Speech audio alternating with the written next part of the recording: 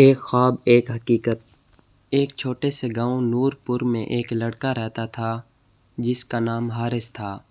حارث کے والد ایک چھوٹے سے کسان تھے اور گھر کے حالات اتنے اچھے نہ تھے کہ وہ اپنے بیٹے کو بڑے خواب دکھا سکیں، مگر حارث کے خواب بڑے تھے۔ وہ انجینئر بننا چاہتا تھا۔ ہر شام وہ کھیتوں سے آ کر اپنا پرانا سا بوسیدہ کتابوں کا بیگ کھولتا اور مٹی سے اٹے ہاتھوں کے ساتھ پڑھائی کرتا۔ گاؤں کے لوگ اکثر اس کا مذاق اڑاتے، کہتے، ارے حارث، تم جیسے لوگ صرف کھیت ہی جوت سکتے ہیں، انجینئر بننے کا خواب مت دیکھو۔ مگر حارث کے دل میں ایک آگ تھی۔ وہ خاموش رہتا، صرف پڑھتا۔ کئی بار بجلی نہ ہونے پر وہ لالٹین کی روشنی میں کتابیں پڑھتا اور بعض راتوں میں چاندنی اس کی روشنی بنتی۔ میٹرک میں وہ پورے ضلع میں نمایاں پوزیشن لے آیا۔ پورا گاؤں حیران تھا۔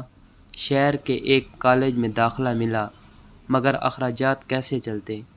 اس کی ماں نے اپنے زیور بیچ دیے اور والد نے ایک پرانا بیل بیچ کر فیس ادا کی۔ شہر میں نئی مشکلات تھیں، رہنے کو جگہ نہیں، کھانے کو کم، مگر حارث نے ہار نہ مانی۔ وہ دن میں کالج جاتا، شام کو ٹیوشن پڑھاتا اور رات کو پڑھائی کرتا۔ وقت گزرتا گیا اور بالآخر وہ دن آیا جب حارث نے انجینئرنگ مکمل کی اور ایک بڑی کمپنی میں نوکری مل گئی۔ چند سال بعد وہ واپس گاؤں آیا۔ اب وہ وہی حارث تھا، مگر کندھوں پر ذمہ داری، چہرے پر اعتماد اور ہاتھوں میں کامیابی کی خوشبو تھی۔ اس نے گاؤں میں ایک اسکول بھی بنوایا تاکہ دوسرے بچے بھی خواب دیکھ سکیں۔